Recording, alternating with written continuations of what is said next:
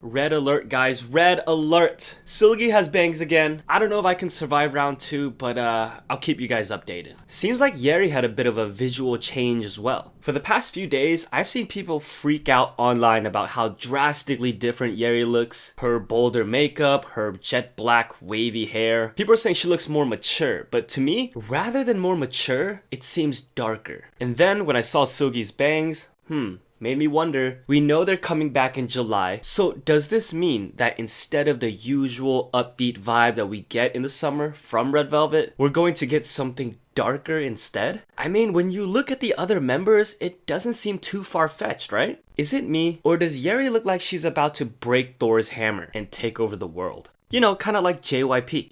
I'm really fascinated by JYP's strategy of global domination, by the way. He's not interested in having one all-powerful group. It seems like the groups that he debuts are designed to dominate a particular market, and anything beyond that is bonus. Twice seem to have been designed for the home base, South Korea, but to also open the doors to a girl group in Japan. And yes, they are doing a world tour, which speaks to how popular they are beyond Korea. But I don't know if their goal is to dominate the Western market necessarily. Now, ITZY may be the one JYP is aiming to do that with. Their style of music and concept fits a little better, and they have members that are a bit more comfortable with English. Not taking anything away from my girl Sharon. Now, he just debuted a boy group in China, and this week JYP has announced auditions for a brand new Thai boy group. His game is definitely territory, which he describes as globalization by localization. That's going to require a lot of staff, a lot of management, and a lot of content being churned out quickly.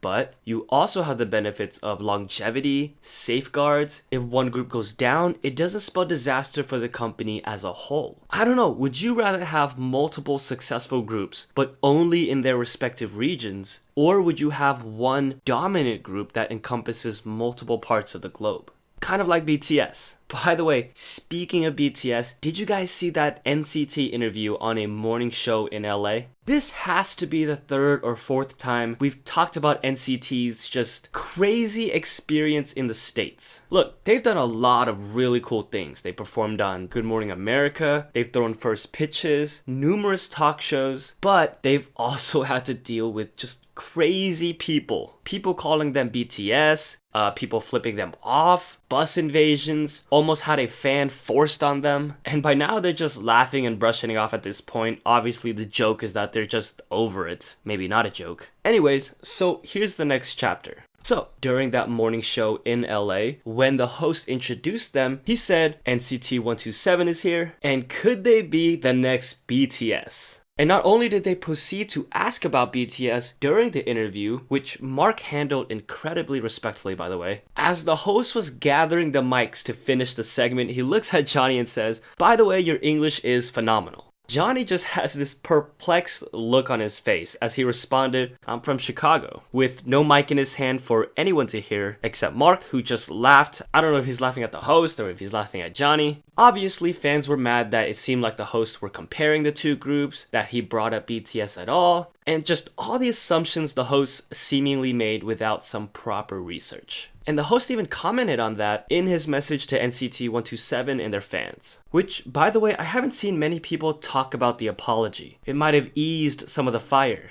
He said that although the staff that was working with NCT told him that they weren't good at English, which was why he was surprised about Johnny, he said that it was ultimately his responsibility to look into it a little bit more. And he apologized for it. He also explained the intentions behind the BTS question, which according to him was not meant the way it was received. But from the way that first introduction line was worded, I don't think you can really blame the fans for getting mad at that. Look, I think when you're in a much longer form interview, asking about BTS could come up naturally. It's part of the K-pop taking over the world conversation. But when you have a segment that's a couple of minutes at most, let the guys promote what they have going on and let them have that spotlight for that short period of time. Now, the host was the one that was getting all the hate. But who would you put the blame on? The host? The people who wrote the questions? Or would you put it on the NCT staff that was supposed to look them over? By the way, a lot of you guys say I sound like Johnny. I do not hear it.